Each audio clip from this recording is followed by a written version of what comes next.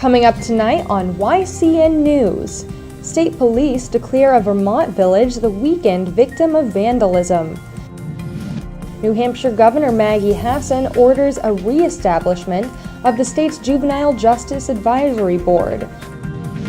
And the Green Mountain Orchards in Putney, Vermont hold their open house for Pick Your Own Apple season. For more news, weather, and sports, it's time for YCN, your local view.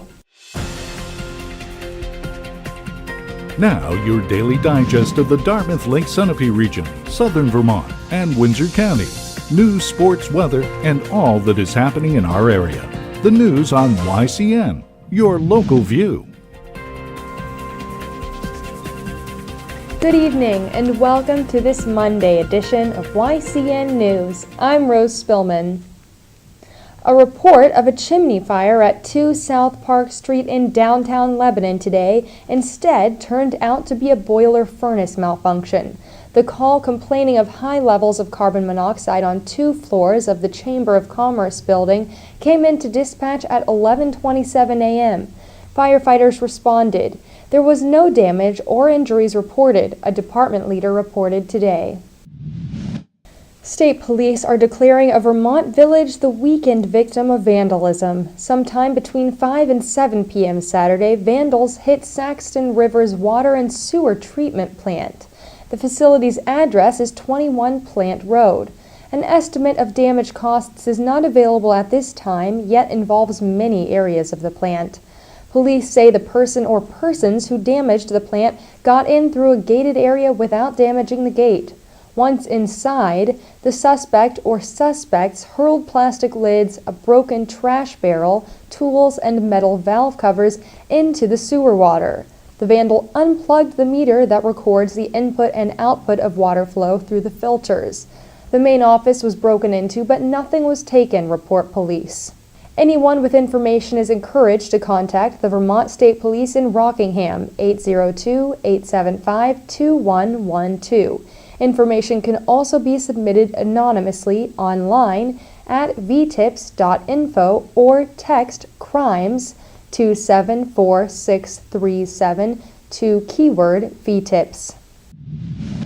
New Hampshire is another New England state rethinking its juvenile justice system. New Hampshire's goal, says Governor Maggie Hassan, will be to help juveniles reform their lives instead of getting lost in the prison system.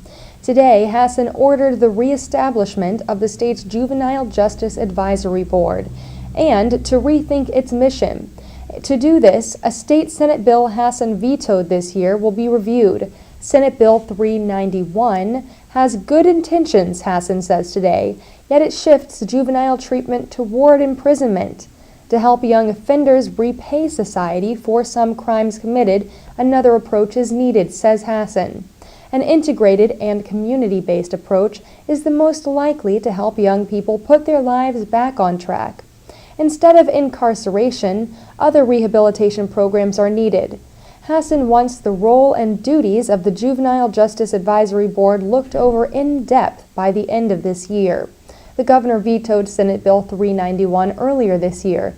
That's because the bill as presented to her changed how young offenders would be handled in the justice system. Hassan says those changes would focus on incarceration instead of non-placement services. It is non-placement services that could help the offender and protect public safety, she says. Now, a new panel to look at these issues will be formed. It will include public health and safety and child service experts. A rollover truck accident claimed the life of a 40-year-old Lebanon, New Hampshire man this weekend. Charles Van Cord died at the scene Saturday morning, Massachusetts State Police report. The tanker truck Van Cord drove around 5 a.m. on main roadway Route 128 rolled over, spilling its cargo. The accident happened in Lexington, Mass., about 30 minutes outside of Boston. The tanker carried about 7,700 gallons of liquid asphalt, the Boston Globe reports. About 5,500 gallons of the black, sticky, and flowing substance poured onto the multi-lane highway. Cleanup lasted throughout Saturday. 2 of the highway's 4 lanes were open at 2:30 p.m. By 5:15 p.m., the southbound lanes remained closed. The tanker is owned by J.P. Noonan Company in Hooksett, New Hampshire. The crash remains under investigation. The trunk of your car may be the only place left to keep valuables out of sight from robbers, especially at popular tourist sites across both states. A woman from Putney, Vermont learned this the hard way after hiking in Putney Forest. 37-year-old Shauna Wall returned to her black 2004 Honda CR-V Sunday around evening and found a smashed window. Police say the smash and grab happened between 5 and 5:45 p.m. Wall had left the car at the Trailhead parking area for the forest. The forest is located on Putney Mountain Road. A light tan shoulder bag, a wallet, many personal items, and a blue iPhone were stolen from the car. Police received the report of the unlawful mischief and larceny at 6:47 p.m. that night. Anyone with information about this incident is encouraged to contact Trooper Val Court at the Brattleboro Barracks. The number is 802-254-2382, or call the State Police Crime Information Tip Line at 802-241-5355. A southern Vermont man is charged by police with firing 6 shots into his neighbor's home early Sunday morning. Shaftesbury 28-year-old Matthew Zawinge faces a reckless endangerment charge after the bullets hit the home of 67-year-old Darlene White, also of Shaftesbury. White's home is located on Granger Hollow Road. Vermont State Police went to White's home at 8:30 Sunday morning after the bullets could be seen in the home's exterior. White told police she heard gunfire between 1:35 and 3:30 a.m. Sunday morning. When she awoke again in the morning, White found her living room had been struck by the bullets. The rounds caused extensive damage, say police. State police recovered several of the rounds from the floors and the furniture. After investigation, it was determined that Zawinge had fired his rifle from the porch of his home. Zawinge also is charged with creating noise in the night, say police. He was released by police with an October 20th court date in Bennington. When YCN News returns, we'll take a look at Putney, Vermont's Green Mountain Orchards and their open house for apple picking season, and we'll learn about some of the nation's senators' favorite candies. The YCN News continues in a moment. Welcome back to YCN News. I'm Rose Spillman. Now that the hot summer days are ending and fall is just around the corner, the season for all things apple is beginning. New England is home to many pick-your-own orchards, where locals and tourists come to choose and eat fresh apples right off the branches. This weekend, the Green Mountain Orchards, located in Putney, Vermont, held their annual open house to welcome visitors to the apple picking season. According to their website, greenmountainacres.com, this farm boasts 125 acres of apple production. The weekend's event provided free carriage rides, giving visitors a glimpse of the beautiful 100-year-old orchards.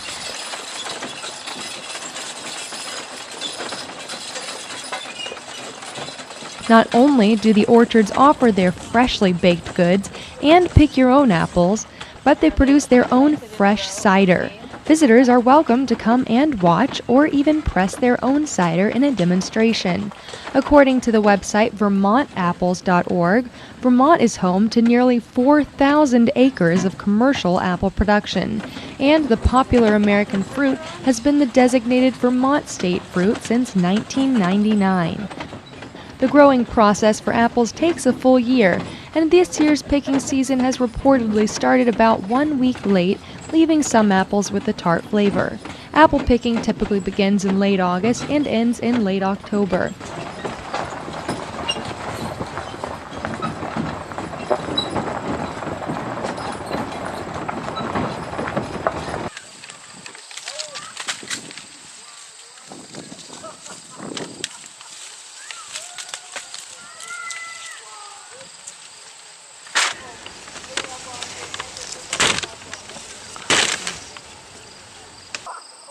The Green Mountain Orchards are open from 8 a.m. to 6 p.m. and offers its horse-drawn carriage rides on the weekends between 11 a.m. and 4 p.m.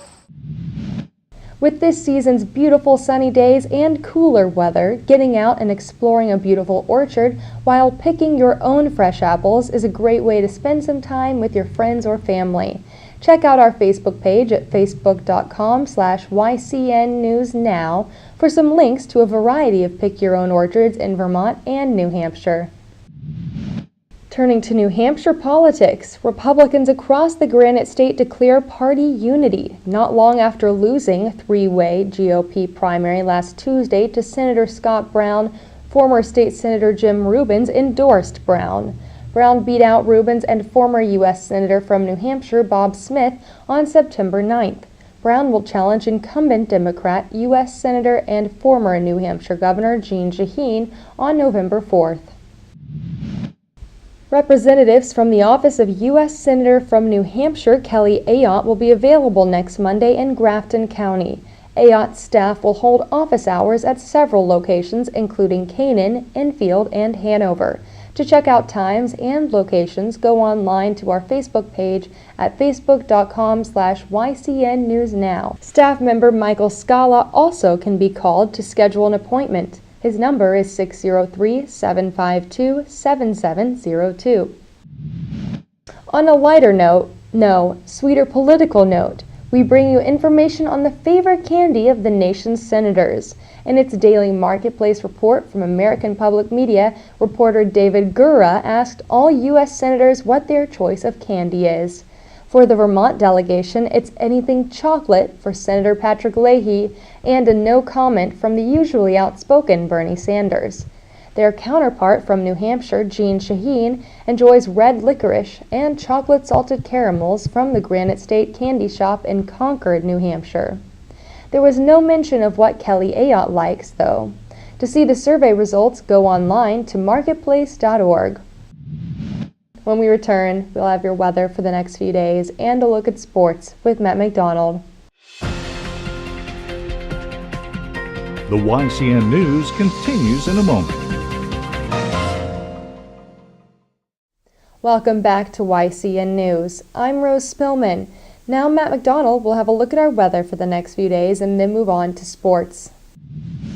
Thanks, Rose. Tonight we have a 60% chance of showers after 5 a.m. with mostly cloudy skies and lows in the 40s. Tomorrow morning, the rain could continue until around 1 p.m., with skies gradually becoming sunny. Highs will be around 65 degrees and winds will be up to 5 miles per hour. Tomorrow night we'll have partly cloudy skies with lows in the 40s. Wednesday we'll have a high of 63 degrees with sunny skies and winds up to 5 miles per hour. Wednesday night we'll have a low of 43 degrees with partly cloudy skies. Showers in the west are expected to reach us tonight and may last until Tuesday. Then we should have a cloudy couple of days. Now let's see what's coming up on our community calendar. Tomorrow in New Hampshire, the Warner Select Board will meet at 6 p.m. In Vermont, the Brattleboro and Woodstock Select Boards will host their meetings at 6 p.m. Remember, you can submit local events from your community by sending them to news@ycnnow.com. Last Friday was a beautiful early autumn night for football at the James T. McLaughlin Field in Woodstock as the host, Wasps, swarmed into the contest riding a 33-game current win streak, the longest in the state. Looking to end that streak were the fired-up Raiders. Woodstock got on the board first as quarterback Nehemiah Wood rolls out to his right and scrambles 12 yards into the end zone. Late in the second quarter, U32's sophomore standout Devin Hansen sweeps to the left and gets a great block on the edge, and scores. U32's Colby Brochu extended the Raiders' lead in the third quarter with an 8-yard scoring run. On the ensuing kickoff, U32's Devin Hansen was able to recover the onside kick, and the fans and players from the Montpelier area could feel a possible major upset in Vermont high school football. Nehemiah Wood gets tackled to end the game as well, as U32 pulls off the 24-7 upset over the three-time defending Vermont Division III champions. 2-1 Woodstock will next travel to Oxbow next Saturday afternoon in a Division III encounter. U32 will be at Winooski Friday night in what could be a preview of the Division III title game later in the season. For the first time since the Nixon era, a coach other than Chuck Linehan is leading the Plymouth Bobcats. New coach Chris Sanborn was looking for career win number 1 versus Lebanon on Saturday. Lebanon sophomore Ryan Milliken puts the visiting Raiders on top late in the first half with a short run, which got the Raider fans all fired up. On the kickoff, Plymouth's Jonathan Morse sprints 81 yards to answer the Lebanon touchdown and gives the two-time defending state champion Bobcats the 7-6 lead, much to the delight of their fans.